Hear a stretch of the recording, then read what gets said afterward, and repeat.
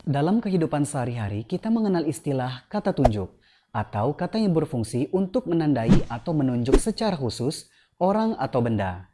Dalam bahasa Indonesia, kita mengenal ini dan itu. Dalam bahasa Inggris, this and that. Nah, bagaimana dalam bahasa Arab? Simak sampai selesai.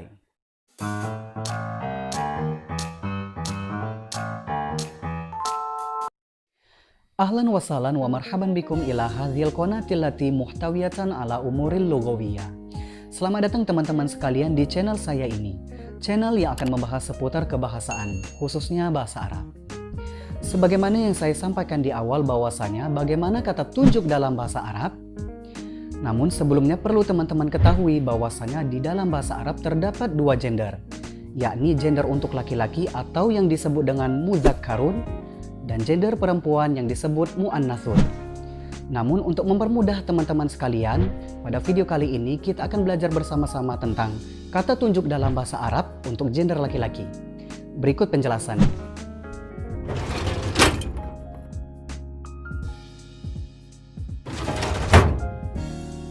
Baiklah teman-teman semuanya, di sini telah saya tampilkan 3 kosakata sederhana yang akan menjadi contoh kita pada video kali ini. Yang pertama ada kitabun atau buku cetak, kemudian kolamun atau pulpen, dan yang terakhir ada babun atau pintu. Kita ulangi sekali lagi, kitabun buku cetak atau kitab, kolamun pulpen atau pena, dan yang terakhir babun atau pintu. Perlu juga untuk teman-teman ketahui bahwasanya untuk kata tunjuk ini dibagi menjadi 2, yakni kata tunjuk untuk yang dekat atau qoribun dan yang jauh ba'idun. Untuk kata tunjuk benda yang dekat atau qoribun, kita memakai kata hadza yang artinya ini.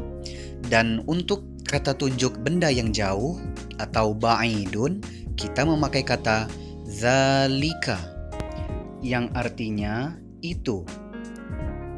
Nah, sebagai contoh, jika kita ingin menyebutkan ini adalah sebuah buku cetak atau ini adalah buku cetak, maka kita tinggal menyebutkan hadza kitabun. Kalau kita ingin menyebutkan ini adalah sebuah pulpen atau pena, maka kita tinggal menyebutkan hadza qalamun. Nah, begitupun juga dengan pintu. Hadza babun. Nah, kalau kita ingin menyebutkan itu adalah sebuah buku cetak atau itu adalah buku cetak, maka kita tinggal menyebutkan zalika kitabun. Nah, begitupun dengan selanjutnya, itu adalah sebuah pulpen atau pena, maka kita tinggal menyebutkan zalika qalamun. Begitupun dengan pintu. Zalika babun. Perlu teman-teman pahamin juga bahwasanya perbedaan atau ciri-ciri mendasar antara kata benda muzakkar dan muannas adalah terdapatnya tanda ta'ul marbuto atau tak marbuto pada akhir kata.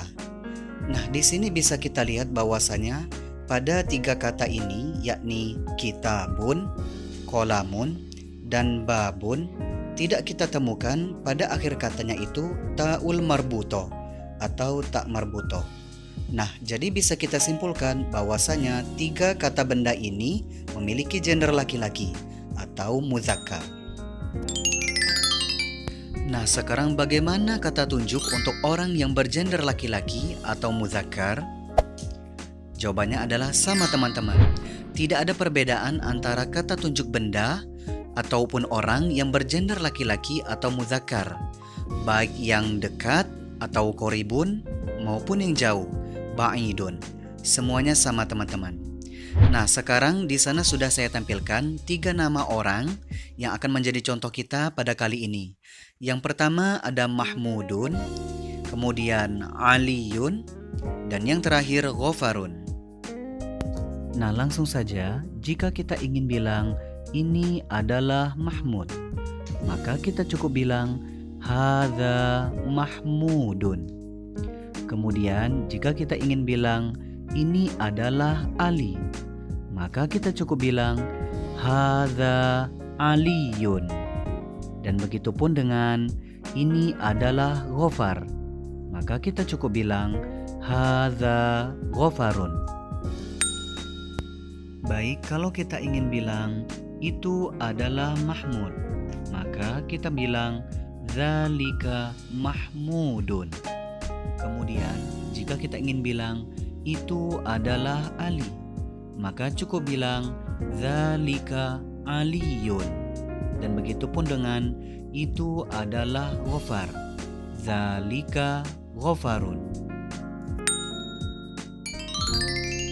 Nah, itu tadi pembahasan kita tentang kata tunjuk dalam bahasa Arab untuk gender laki-laki.